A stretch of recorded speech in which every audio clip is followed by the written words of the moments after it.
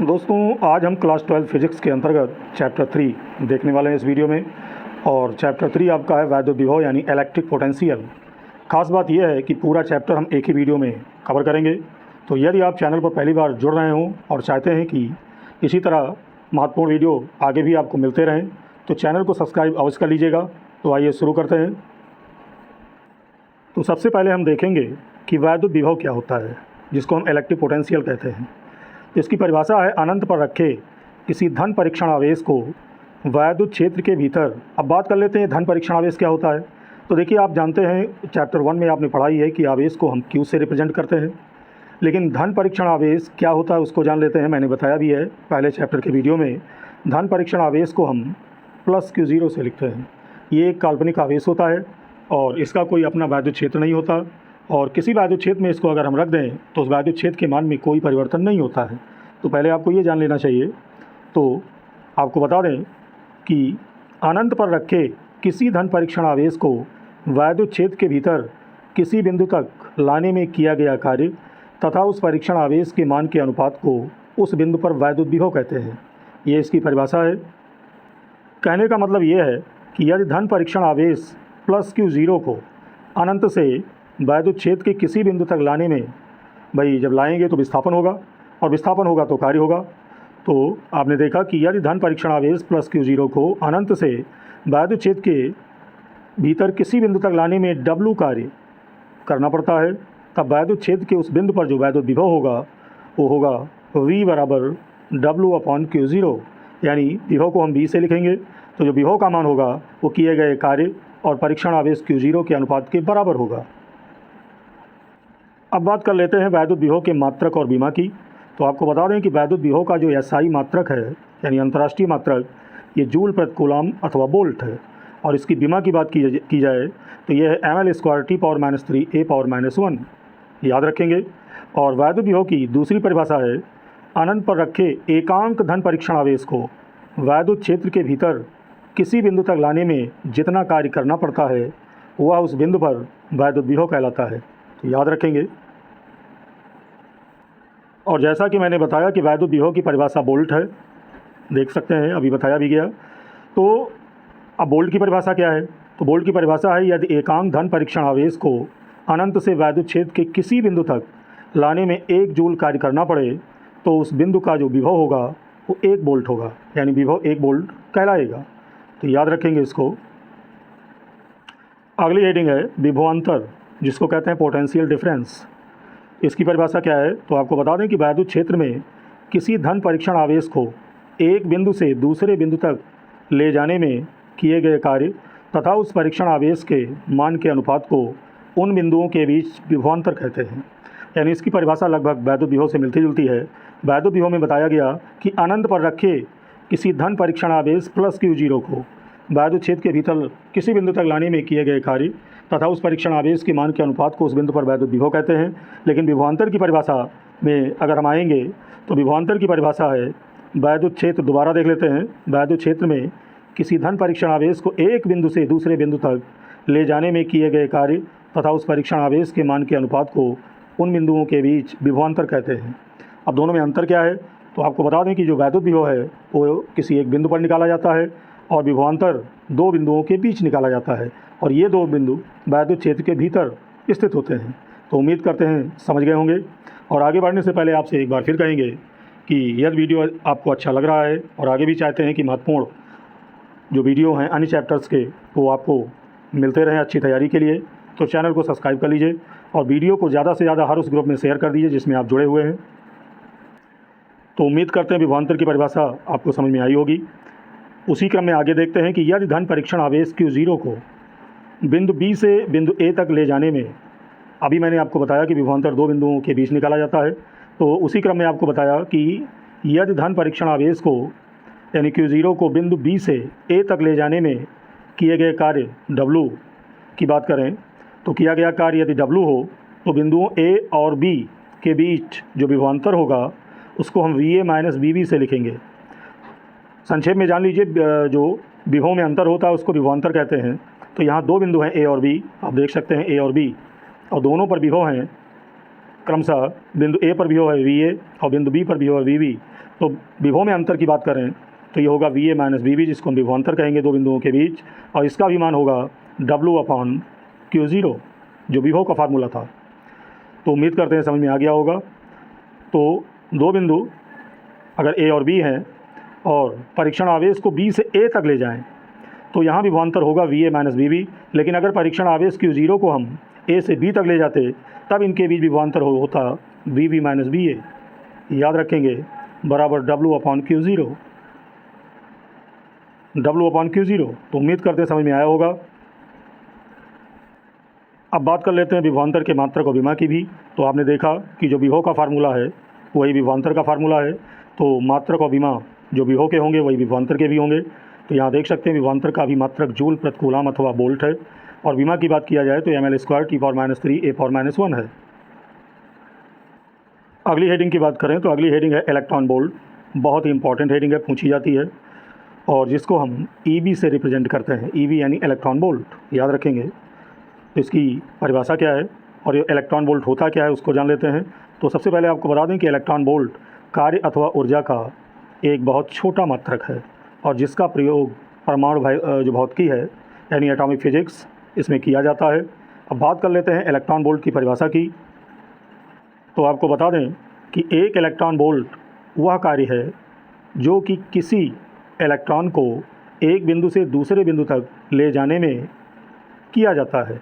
याद रखेंगे एक इलेक्ट्रॉन वोल्ट वह कार्य है जो कि किसी इलेक्ट्रॉन को एक बिंदु से दूसरे बिंदु तक ले जाने में किया जाता है, जबकि उन बिंदुओं के बीच एक वोल्ट का विभवांतर हो। तो उम्मीद करते हैं समझ में आ गया होगा। लेकिन अगर दूसरी डेफिनेशन की बात करें तो दूसरी डेफिनेशन है एक इलेक्ट्रॉन वोल्ट वह गतिज ऊर्जा है जो कि कोई इलेक्ट्रॉन एक वोल्ट विभवांतर द्वारा त्वरित होने पर प्राप्त करता है। और सबसे महत्वपूर्ण चीज़ ये है, ये पूछा जाता है कि एक इलेक्ट्रॉन वोल्ट कितने जूल के बराबर होता है। तो याद रखेंगे एक इलेक्ट्रॉन वोल्ट यानी 1 EV ये बराबर होता है 1.6 × 10⁻⁻19 जूल। तो बहुत ही इंपॉर्टेंट है, इसको जानना अति आवश्यक है, पूछा जाता है और न्यूमेरिकल में विशेष करके इसका प्रयोग है। उसी क्रम में आपको बता दें कि इलेक्ट्रॉन वोल्ट से बड़े मात्रक की बात किया जाए तो वह है किलो इलेक्ट्रॉन वोल्ट, जिसको KeV से रिप्रेजेंट करते हैं, और मिलियन इलेक्ट्रॉन वोल्ट जिसको MEV से रिप्रेजेंट करते हैं, और उसके बाद है बिलियन इलेक्ट्रॉन वोल्ट जिसको हम BeV से प्रदर्शित करते हैं। और आपको बता दें कि 1 किलो इलेक्ट्रॉन वोल्ट बराबर होता है 10⁻³ इलेक्ट्रॉन वोल्ट, और अगर जूल की बात किया जाए तो 1 किलो इलेक्ट्रॉन वोल्ट में 1.6 × 10⁻16 जूल होते हैं। याद रखेंगे, काफ़ी इंपॉर्टेंट है। और 1 मिलियन इलेक्ट्रॉन वोल्ट की बात किया जाए तो 1 मिलियन इलेक्ट्रॉन वोल्ट में 10⁻6 इलेक्ट्रॉन वोल्ट होते हैं, और 1.6 × 10⁻13 जूल होते हैं। और 1 बिलियन इलेक्ट्रॉन वोल्ट में 10⁹ इलेक्ट्रॉन वोल्ट होते हैं, और जूल की बात किया जाए तो 1.6 × 10⁻10 जूल होते हैं। याद रखेंगे। अगली हेडिंग है जो कि एक डेरिवेशन है, बिंदु आवेश के कारण किसी बिंदु पर वैद्युत विभव। बहुत पूछा जाता है और इस पर डेरिवेशन करेंगे। इंग्लिश में कहेंगे electric potential at a point due to a point charge. तो देख लेते हैं। तो आपको बता दें, इसके लिए मान लिया कि माना बिंदु O पर +Q कूलम का आवेश किसी ऐसे माध्यम में स्थित है जिसका परावैद्युतांक K है, तथा आवेश +Q द्वारा उत्पन्न वैद्युत क्षेत्र में बिंदु O से r मीटर की दूरी पर एक बिंदु A है जिस पर वैद्युत विभव ज्ञात करना है। तो देख लेते हैं फिगर द्वारा इसको। तो आपको बता दें, मैंने कहा कि माना बिंदु O पर, तो ये बिंदु O आपका हो गया, और इस पर +Q कूलम आवेश स्थित है। देख सकते हैं बिंदु O पर आपने देखा कि +Q कूलम आवेश क्या है, स्थित है। तो आवेश के कारण क्या उत्पन्न होता है, वैद्युत क्षेत्र उत्पन्न होता है। तो बिंदु O से r मीटर की दूरी पर आप देख सकते हैं, यहाँ r मीटर की दूरी ली गई है, यहाँ आपके सामने है। r मीटर की दूरी पर एक बिंदु क्या है, A है, और कहाँ से, बिंदु O से। बिंदु O से r मीटर की दूरी पर एक बिंदु A है जहाँ पर हमें वैद्युत विभव ज्ञात करना है।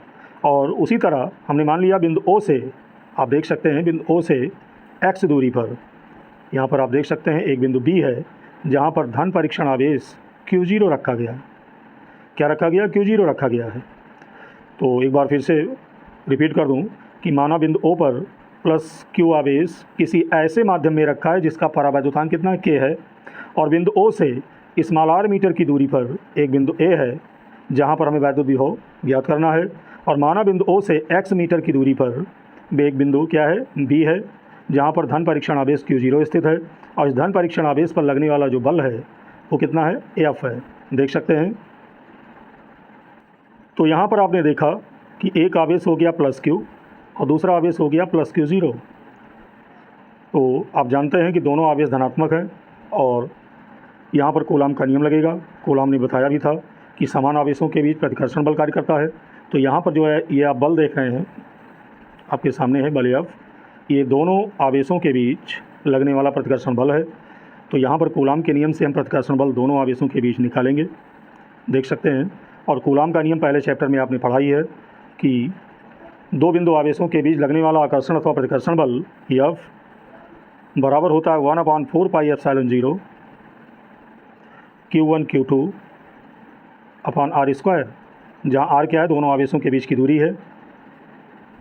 तो यहाँ हम लगाएंगे कूलाम का नियम। देख सकते हैं कूलाम के नियम से आवेश +Q के कारण आवेश +Q0 पर लगने वाला जो वैद्युत बल होगा वो होगा F बराबर 1/4 pi epsilon 0 Q0 upon r²।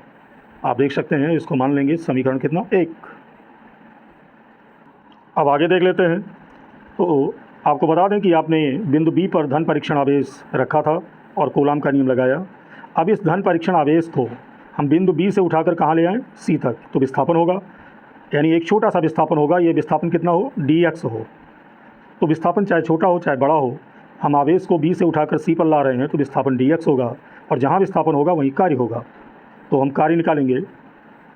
तो यहाँ आप देख सकते हैं कि माना धन परीक्षण आवेश +Q0 को बिंदु B से बिंदु C तक एक अनंत सूक्ष्म दूरी, और दूरी कितनी है, dx, ले जाया जाता है, यानी विस्थापन dx होता है। तब बल F के विरुद्ध किया गया कार्य, तो कार्य भी छोटा होगा क्योंकि विस्थापन छोटा है। और जब कोई भौतिक राशि जिसका मान घट रहा हो तो उसके साथ d का प्रयोग होता है। तो चूँकि कार्य भी छोटा होगा तो ये कार्य होगा dw। तो कार्य बराबर होता है बल गुणे विस्थापन।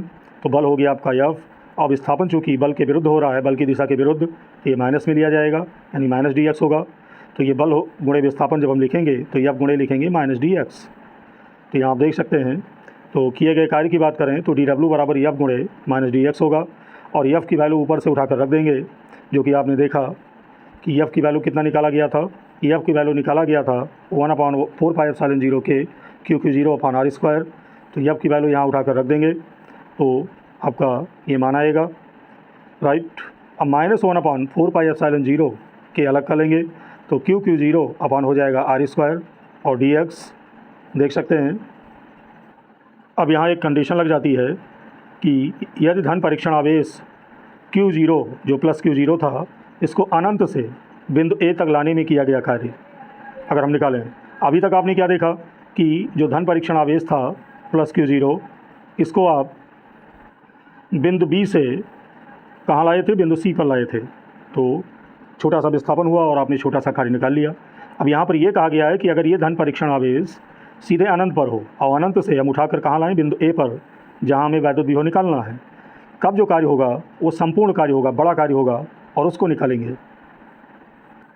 तो धन परीक्षण आवेश को अनंत से उठाकर बिंदु A तक लाने में जो कार्य होगा वो संपूर्ण कार्य होगा, और संपूर्ण कार्य को हम W से लिखेंगे। और इसका मान, जो छोटा सा कार्य आपने निकाला था dw, उसका यदि हम समाकलन करते हैं, आप देख सकते हैं ये समाकलन का चिन्ह है। तो यदि उस छोटे से कार्य का हम समाकलन कर दें तो हमें संपूर्ण कार्य W का मान प्राप्त हो जाएगा। अब चूँकि हम धन परीक्षण आवेश को अनंत से बिंदु A पर ला रहे हैं, तो बिंदु A की O से दूरी कितनी है, r है, पहले देख चुके हैं, और अनंत से A पर ला रहे हैं, तो जो समाकलन की लिमिट होगी वो हो जाएगी, आप देख सकते हैं, इन्फिनिटी टू r और dw हो जाएगा। तो वही चीज़ यहाँ पर बताया गया है कि किया गया जो कुल कार्य होगा वो integral of limit infinity to r हो जाएगा। और किसका समाकलन करेंगे, dw का, देख सकते हैं। अब ऊपर से dw का मान उठाकर यहाँ रख देंगे, जो कि था -1/4 पाई एप्सिलॉन 0 के Q0 अपॉन r² dx। अब -1 अब यहाँ पर आपने देखा कि -Q0 अपॉन 4 पाई एप्सिलॉन 0 के बाहर कर लेंगे, तो समाकलन किसका होगा, समाकलन होगा वो -1/x² का, देख सकते हैं। और आपको बता दें कि भाई माइनस चिन्ह तो हमने बाहर निकाल लिया, यहाँ पर ध्यान दीजिएगा, यहाँ पर केवल होगा 1/x²। 1/x² होगा, और इसका जब समाकलन हो जाएगा तो समाकलन होगा -1/x। ये याद रखना होगा। ये समाकलन आपने मैथ में पढ़ा है तब तो ठीक है, अदरवाइज़ आपको याद रखना होगा कि 1/x² का समाकलन होता है -1/x, और बड़ा ब्रैकेट लगाकर लिमिट जो इन्फिनिटी टू r थी ये बाहर लिख देंगे, देख सकते हैं, राइट। अब क्या करेंगे, माइनस चिन्ह बाहर कर लेंगे, तो यहाँ माइनस पहले से है तो माइनस माइनस क्या हो जाएगा, प्लस हो जाएगा, और ब्रैकेट में केवल बचेगा 1/x। अब लिमिट अप्लाई करेंगे तो x के स्थान पर पहले हम r रखेंगे तो हो जाएगा 1/r, देख सकते हैं। फिर माइनस लगता है, फिर x के स्थान पर नीचे वाली लिमिट रखेंगे इन्फिनिटी, तो हो जाएगा 1/∞, देख सकते हैं। और 1/∞ की वैल्यू होती है 0, याद रखेंगे, तो बचेगा केवल आपका 1/r। तो फाइनली मान आया दोस्तों W बराबर, देख सकते हैं, 1/4πε0 के Q0/r। तो ये किया गया, कुल कार्य निकाल लिया गया। अब चूंकि बिंदु A पर हमें विभव निकालना है, तो प्लस Q आवेश के कारण बिंदु A पर विभव की बात करें तो विभव का फार्मूला आपने पढ़ा ही है कि V बराबर होता है W/Q0। अब W का जो मान अभी आपने निकाला है समीकरण 2 में, आप देख सकते हैं, ये W का मान उठाकर यहाँ रख देंगे, तो जब रख देंगे तो Q0 कैंसिल होगा, और ये फार्मूला आएगा V बराबर 1/4πε0 के Q कितना R होगा। V बराबर 1/4πε0 के Q/r, आप देख सकते हैं। लेकिन यहाँ एक कंडीशन लग जाती है कि निर्वात अथवा वायु के लिए, तो निर्वात अथवा वायु के लिए माध्यम का जो परावैद्युतांक होता है K, याद रखेंगे, इसका मान सदैव 1 होता है, तो K = 1 रख देंगे। तो जो वैल्यू बचेगी वो आपकी V बराबर होगी 1/4πε0 Q/r, और ये फाइनल आपका डेरिवेशन होगा। तो इस तरह आपने देखा कि बिंदु आवेश के कारण किसी बिंदु पर वैद्युत विभव का जो फार्मूला है वो आपने सिद्ध किया। तो उम्मीद करते हैं समझ में आ गया होगा, और आपको बता दें इस फार्मूले का प्रयोग इस चैप्टर के हर डेरिवेशन में होने वाला है। तो याद रखेंगे, किसी बिंदु पर वैद्युत विभव निकालने का ये फार्मूला है, और इसका उपयोग आगे भी होगा। उसी क्रम में अगली हेडिंग है वैद्युत द्विध्रुव के कारण वैद्युत विभव, electric potential due to an electric dipole. तो आपको बता दें कि वैद्युत द्विध्रुव के कारण, वैद्युत द्विध्रुव आपने पहले चैप्टर में पढ़ा है कि वैद्युत द्विध्रुव एक ऐसा निकाय है जो दो समान परंतु विपरीत प्रकार के आवेशों से मिलकर बना होता है, और इन आवेशों के बीच अल्प दूरी 2L होती है। तो उसी वैद्युत द्विध्रुव के कारण हम निकालेंगे वैद्युत विभव। और आपको बता दें कि वैद्युत द्विध्रुव के कारण किसी बिंदु पर वैद्युत विभव निकालने की बात किया जाए तो इसकी दो विधियां हैं। पहली विधि है अक्षीय विधि, और दूसरी है निरक्षीय विधि। तो ये दोनों विधियों से हम निकालेंगे, और दोनों पूछी भी जाती हैं। तो पहली हेडिंग है वैद्युत द्विध्रुव की अक्षीय स्थिति में किसी बिंदु पर वैद्युत विभव, ये हम ज्ञात करेंगे। तो आपको बता दें, इसके लिए एक वैद्युत द्विध्रुव हम लेंगे। तो आप देख सकते हैं AB एक वैद्युत द्विध्रुव है जो दो समान परंतु विपरीत प्रकार के आवेशों से मिलकर बना है। आप देख सकते हैं -Q आवेश है और +Q आवेश है, दो आवेशों से मिलकर बना है जिसका मध्य बिंदु है O। और वैद्युत द्विध्रुव में आपने पढ़ा है कि आवेशों के बीच की अल्प दूरी होती है 2L। तो जब O मध्य बिंदु हो गया तो आधी दूरी L हो जाएगी और शेष आधी दूरी L हो जाएगी, और L में L जोड़ेंगे तो 2L होगी, आप देख सकते हैं। और इसी वैद्युत द्विध्रुव के मध्य बिंदु O से स्मॉल r मीटर की दूरी पर इसकी अक्षीय स्थिति में एक बिंदु P है जहाँ पर हमें वैद्युत विभव ज्ञात करना है।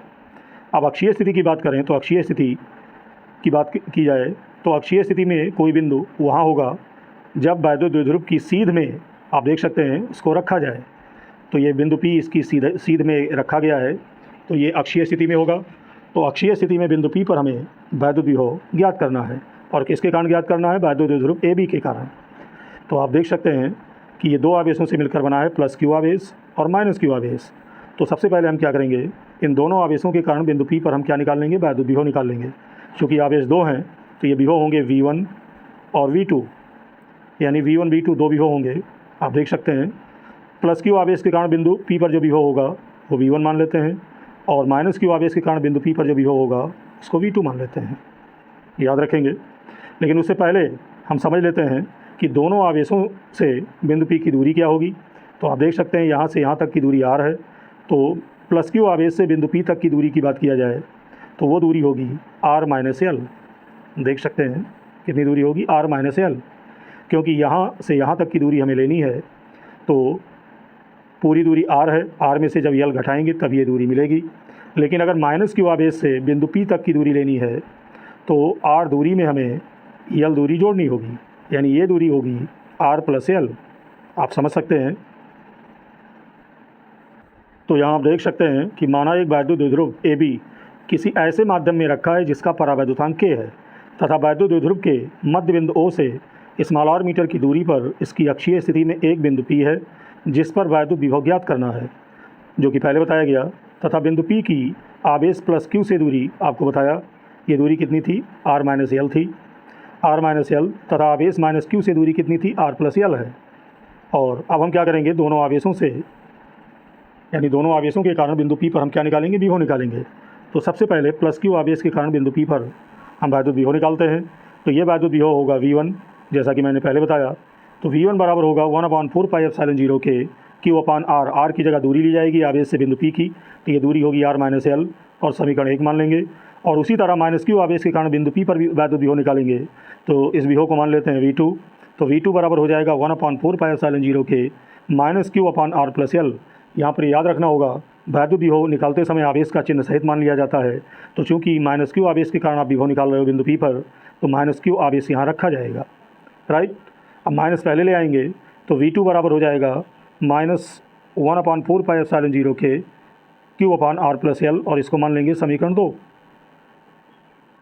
अब निकालेंगे बिंदु P पर परिणामी विभव।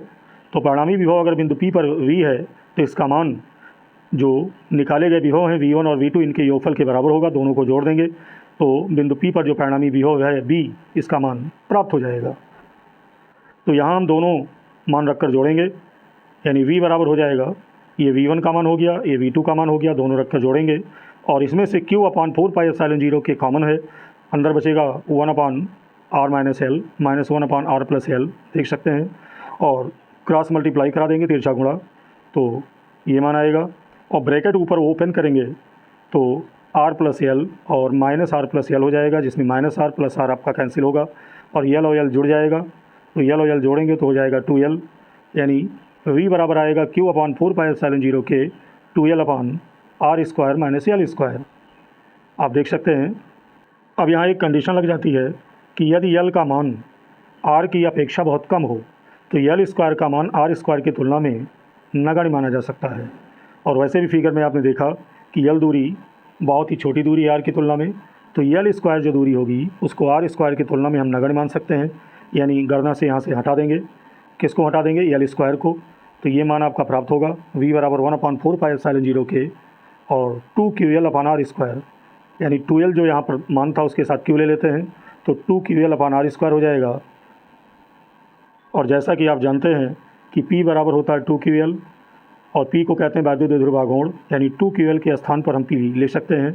तो 2QL की जगह P लिखेंगे तो हो जाएगा V बराबर 1/4 पाई एप्सिलॉन 0 के P अपान R स्क्वायर। और जैसा कि आप जानते हैं कि निर्वात अथवा वायु के लिए K का मान 1 होता है, तो K का मान 1 रख देंगे यहाँ पर, तो फाइनली डेरिवेशन हमारा प्राप्त होगा। तो V बराबर 1/4 पाई एप्सिलॉन 0 P अपान R स्क्वायर, जो कि अक्षीय स्थिति में किसी बिंदु पर वैद्युत विभव का फार्मूला है। तो उम्मीद करते हैं समझ में आया होगा।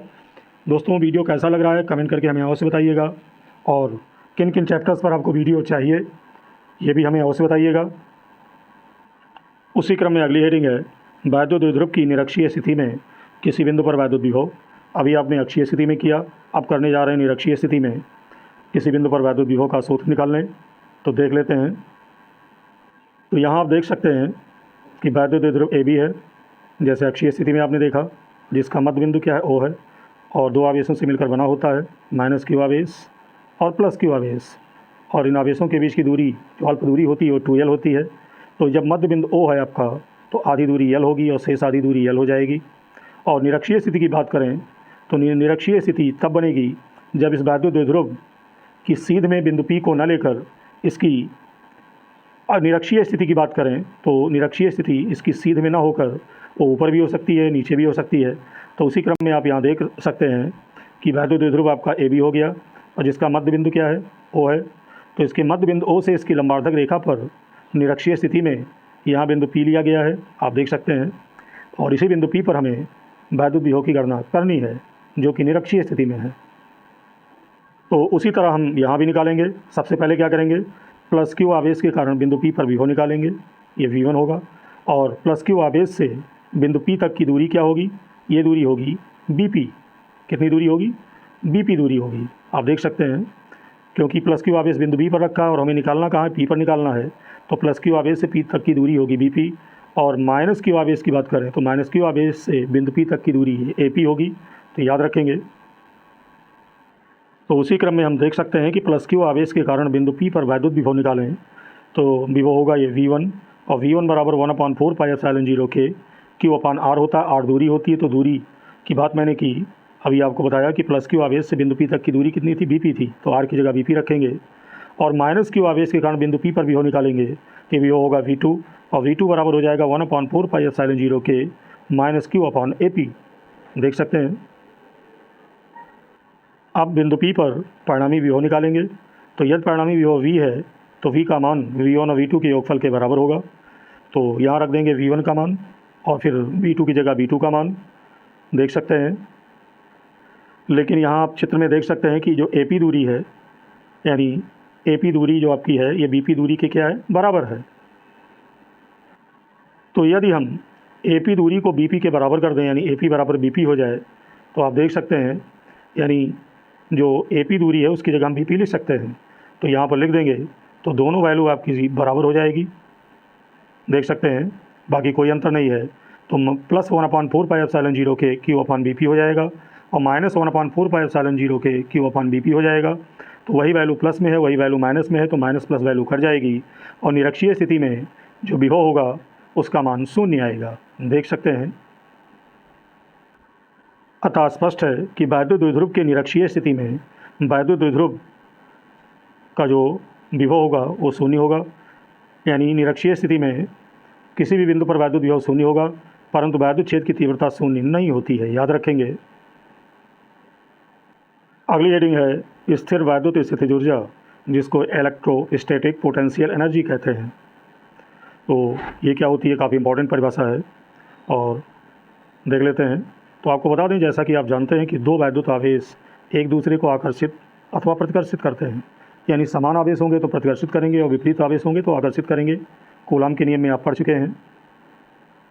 कहने का मतलब ये है दोस्तों कि आवेशों को एक दूसरे से दूर ले जाने में अथवा समीप लाने में कुछ कार्य करना पड़ता है, और ये कार्य उन आवेशों के निकाय यानी सिस्टम में स्थितिज ऊर्जा के रूप में संचित हो जाता है, और इसी कार्य को ही हम निकाय की वैद्युत स्थितिज ऊर्जा कहते हैं, तो याद रखेंगे।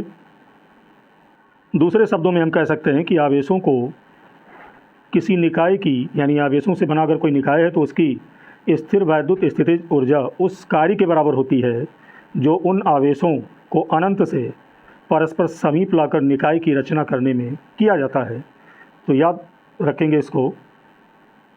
कहने का मतलब ये है दोस्तों कि जब कोई निकाय यानी सिस्टम दो आवेशों से मिलकर बना है, मान लिया पहला आवेश Q1 हो गया और दूसरा आवेश Q2 हो गया, तो उस निकाय की स्थितिज ऊर्जा हम ज्ञात कर सकते हैं उन आवेशों को परस्पर समीप लाकर या दूर ले जाकर। तो अब हम ऐसे ही किसी निकाय की स्थितिज ऊर्जा ज्ञात करेंगे। तो यहाँ देख सकते हैं कि स्थिर वैद्युत स्थितिज ऊर्जा के लिए व्यंजक यहाँ हम ज्ञात करने वाले हैं, और इसके लिए मान लिया कि एक निकाय है, देख सकते हैं निकाय क्या है, AB, और ये दो आवेशों से मिलकर बना है। बिंदु A पर आवेश है Q1 और बिंदु B पर आवेश है Q2, देख सकते हैं। और दोनों आवेशों के बीच की दूरी कितनी है, R, यानी दोनों आवेश एक दूसरे से R दूरी पर रखे हुए हैं। तो आप सीधी बात जानते ही हैं कि जब दो आवेश एक दूसरे से कुछ दूरी पर रखे होते हैं तो उनके बीच या तो आकर्षण बल लगता है या तो प्रतिकर्षण बल लगता है, ऐसा कूलाम ने कहा, और कूलाम के नियम को आपने पढ़ा भी है। तो यहाँ दोनों ही धनावेश हैं, देख सकते हैं, तो इनके बीच जाहिर सी बात है प्रतिकर्षण बल कार्य करेगा। तो सबसे पहले हम प्रतिकर्षण बल निकालेंगे, और उससे पहले जो हमने बताया उसको आप देख सकते हैं कि माना एक निकाय AB है जो दो आवेशों प्लस Q1 और प्लस Q2 से मिलकर बना है और जो एक दूसरे से R दूरी पर निर्वात अथवा वायु में स्थित हैं। और इस निकाय की वैद्युत स्थितिज ऊर्जा ज्ञात करने के लिए हम मान लेते हैं जो दूसरा आवेश प्लस Q2 है वो बिंदु B पर ना होकर अनंत पर है, यानी आपने देखा जो दूसरा आवेश यहाँ पर प्लस Q2 हमने रखा था बिंदु B पर, इसको मान लेते हैं बिंदु बी पर ना होकर कहाँ पर है, अनंत पर है, बिंदु बी पर ना होकर अनंत पर है। तो बचा आपका कौन सा आवेश, प्लस Q1। तो इस आवेश के कारण हम निकालेंगे सबसे पहले बिंदु बी पर वैद्युत विभव। तो यहाँ आप देख सकते हैं कि प्लस Q1 आवेश के कारण बिंदु बी पर वैद्युत विभव निकालेंगे, और विभव का फार्मूला आप जानते ही हैं, V बराबर 1/4πε0। और चूँकि आवेश Q1 के कारण निकाल रहे हैं तो Q की जगह Q1 रखेंगे, अपान हो जाएगा R, समीकरण 1 मानेंगे। लेकिन जो आवेश आपने अनंत पर रखा था Q2 आवेश को, अब उस आवेश को अनंत से कहाँ लाएं, बिंदु बी तक। तो अनंत से जब बिंदु बी तक लाएंगे तो विस्थापन होगा, और विस्थापन होगा तो कार्य होगा। तो निकालेंगे किया गया कार्य। तो ये कार्य अगर W है तो W बराबर होगा V गुणे Q2, देख सकते हैं। और V का मान जो ऊपर आपने निकाला है उसको रख देंगे, तो ये फाइनली आपका मान आएगा W बराबर 1/4πε0 Q1 Q2 अपान R, यानी किया गया कार्य निकाल लेंगे। और यही कार्य जो परिभाषा बताई गई है उसके अनुसार यही कार्य स्थिर वैद्युत स्थितिज ऊर्जा होती है। और स्थिर वैद्युत स्थितिज ऊर्जा को हम किसके रूप में लिखते हैं, इसको हम U से लिखते हैं। यानी अगर स्थिर वैद्युत स्थितिज ऊर्जा U है तो U का मान किए गए कार्य W के बराबर होगा। तो जो W का मान हमने निकाला है वही आपका U का मान हो जाएगा। तो इस तरह स्थिर वैद्युत स्थितिज ऊर्जा का फार्मूला निकल आया, U बराबर 1/4πε0 Q1 Q2 अपान R। तो उम्मीद करते हैं समझ में आ गया होगा। वीडियो को यदि आप 2-3 बार रिपीट करके देखेंगे तो आपकी तैयारी और अच्छी हो जाएगी। उसी क्रम में अगली हेडिंग है दोस्तों, जो कि काफ़ी इंपॉर्टेंट है, विभव प्रवणता, जिसको कहते हैं पोटेंशियल ग्रेडियंट। तो जान लेते हैं विभव प्रवणता की डेफिनेशन क्या है। तो आपको बता दें कि वैद्युत क्षेत्र की दिशा में दूरी परिवर्तन के साथ विभव परिवर्तन की दर को विभव प्रवणता कहते हैं। सिंपल लैंग्वेज में वैद्युत क्षेत्र की दिशा में दूरी परिवर्तन के साथ विभव परिवर्तन की दर को विभव प्रवणता कहते हैं। और विभव प्रवणता बराबर होता है विभव में परिवर्तन अपॉन दूरी में परिवर्तन। तो याद रखेंगे। और विभव में परिवर्तन को हम डेल्टा वी से लिखते हैं, तो इसका फार्मूला होगा विभव प्रवणता बराबर minus delta we upon delta x.